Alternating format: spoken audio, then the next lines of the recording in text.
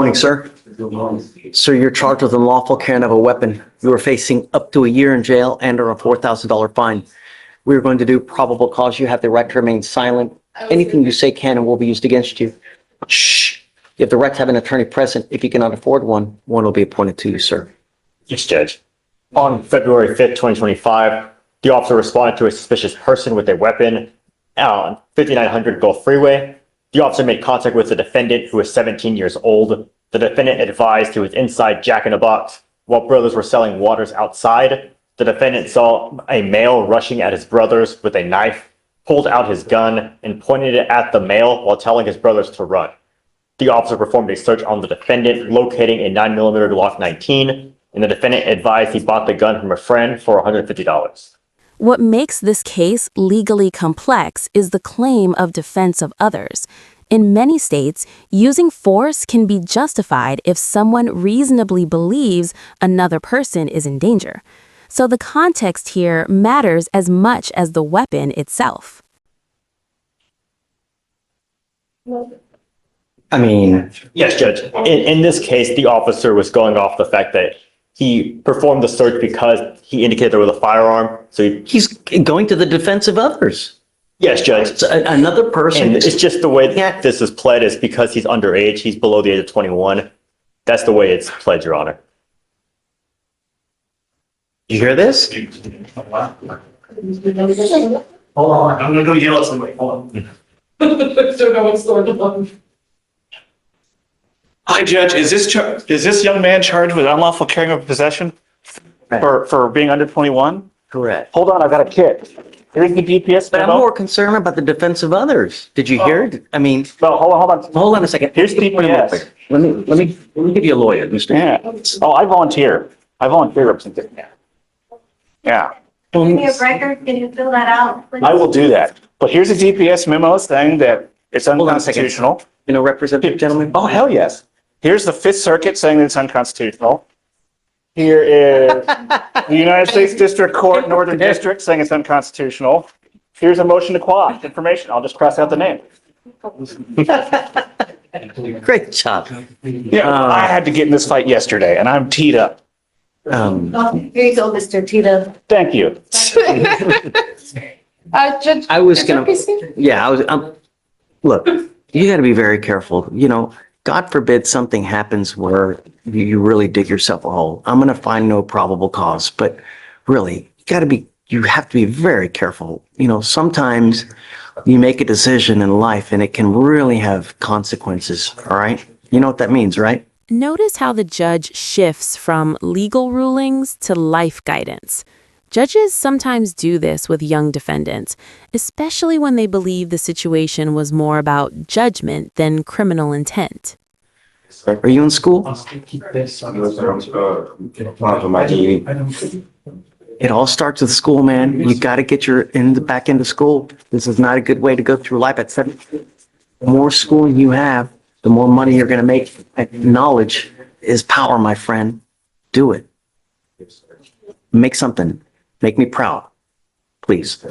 You got it. It's going to get dismissed. Be careful, friend. Yeah.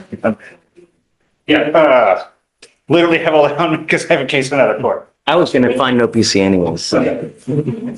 We are going on the record. If you want to talk, please go outside.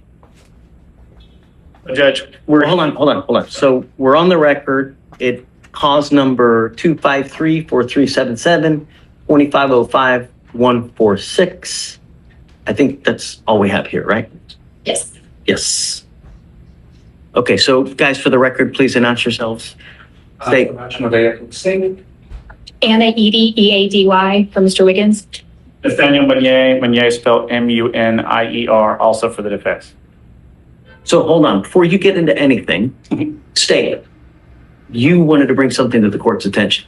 Yes, Judge. So we had received a call that Mr. Wiggins was in violation of the protective order that was in this VPO and that he was reaching out to the complainant witness in this case. We have checked the jail calls. Those jail calls show that since March 24th, which is, of course, after the October VPO. Since just March 24th, we have 293 calls made to the complainant's phone number. Just yesterday, we had at least 28 calls to that number as well. So in one day, you're saying he made how many calls? So yesterday, he attempted 28 calls to the complainant's phone. So Judge, I'm going to preface this conversation with, Miss Edie texted me about 10 minutes ago, so I came up on short notice on this. But my understanding is that there's no longer a protective order in effect because it's been long enough that the protective order. There's an order for him not to have any contact with her. Are those part of his bond conditions? Yes. My client's not on bond. He is not supposed to have any contact with her whatsoever. I understand, Judge, but the way that this court and other courts in the county have structured those conditions have been bond conditions, which my client is not on a bond. He is in custody. He has not broken. I have ordered him, even though he's in custody, not to call her. I understand, Judge. Assuming that he had violated some form of a court order that is not a bond condition, I believe the appropriate remedy would be contempt, and which would be a separate criminal proceeding. At the same time, for Miss Edie talking to me today, it sounds like that the court was going to order ag-seg in the jail, so the formal. The only way that we can revoke phone privileges on someone is ag-seg. Yes, Judge. My issue with that is it's a hammer when a scalpel is needed. So while I understand that the district attorney's office has alleged that my client is called a victim in this case, there's no protective order in place. The bond conditions are not in effect because he's not on bond. Thus, no crime has taken place. And third to that, Judge, if he's to move to ag-seg, he would not be able to make any phone calls, not just to the victim, but anyone, including counsel, which while we are here on a misdemeanor, he is in custody on a felony and relatively serious felonies. And The not being only able. way, okay, I understand your plight, Yes, Judge. but there are other remedies for you to be able to communicate. Letters, in person, but the only way for me to be able to ensure that the complaining witness is not called is to put him in segregation. That's the only way.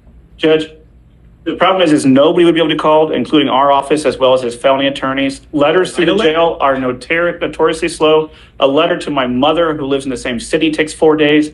And in the jail, you're taking over And a I'm week. willing to put him on the docket one time a week so you guys can have contact. Which the problem is, Judge, we would no longer be able to have any form of private contact. And that would only take care of the misdemeanor and not the felony. And not to be impolite, Judge, him having conversations with us are saying, hey, what's going on with the felony? And any jail visits that take place in ag-seg are actually recorded. They're notified by counsel going through the door that those calls are being recorded. I don't have any other option to not Well, prevent Judge, phone calls. this would violate my client's 5th, 6th, 8th, and 14th, off the top of my head, constitutional rights. Right, self-incrimination, because every conversation is going to be monitored going in and out of the jail because they're going to be recorded via jail visits. He will no longer be able to have private visitation inside the courthouse. You can pull him out. You can have private visitation in the rooms It's there. not about me, Judge. It's about felony court. It's a serious issue, but that's the. Why are you worried about felony court? Because that's why he's in, Judge. Then It's also in because of ours. Our bonds are at $60,000. I understand, Judge, but the reason that this is taking as long as it is, and it's been taken as serious as it is because he's in custody on a felony. And this court making him to where he cannot participate fully with counsel is. There are other means for you guys to participate, but I've ordered you not to have contact with her. You've called her now over 300 times. I don't understand why you guys aren't filing additional charges anyways. Sorry, Judge, I missed the last statement. I'm The sorry. only way that I can prevent him from making 300 phone calls is to put him in another wing. I was going to talk with the DA, and obviously, if my client's making these calls, and that's an if, he's dialing a single number, the jail's numbers can be easily blocked. I've done it on my cell phone numerous times when I've changed cell phones.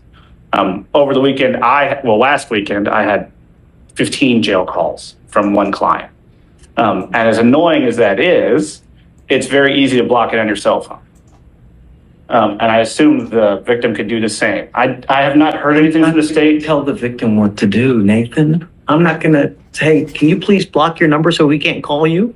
The least restrictive means, Judge, strict scrutiny dealing with I have constitutional rights. no other way to prevent him from making phone calls. I have acquiesced to you guys before and had admonished him before. Please don't. We put you in seg last time. You were there a month. You came here begging and pleading, I'm not going to do it, I'm not going to do it. And now we have 300 phone calls. So I don't know what else to do. But now back into ACSEG. I'm going to sprinkle the word allegedly to the phone calls because it's the kind of thing where records would exist that have not been provided to the defense by the state. Do you have the records? Well, I mean, I have them. I just have to get I have to do the forms or get them up with the forms. Yeah. Okay, so let's set up for a formal hearing because I don't want, you're right. I don't want to give you state the benefit of the doubt without him actually or Anna actually seeing it and seeing that the phone calls were actually made. So let's set up for a formal hearing. How soon can you get him the evidence? I'm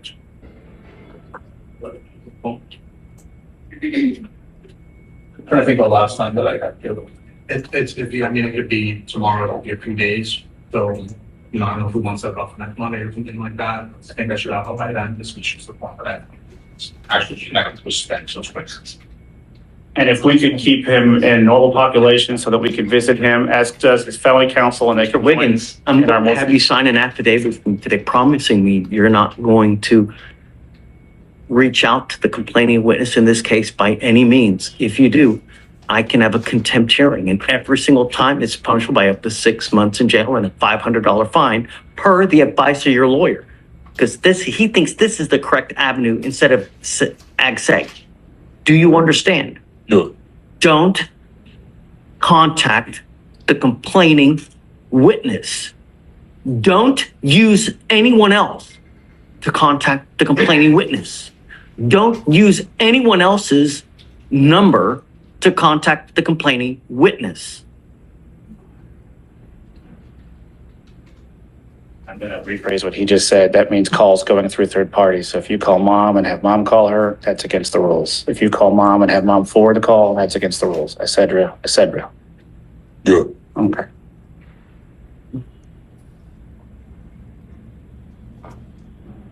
This is the affidavit that you're going to sign promising me you're not going to contact her or the complaining witness in any of my misdemeanor cases. Do you understand? Okay, so you want to set up for Monday? Okay. But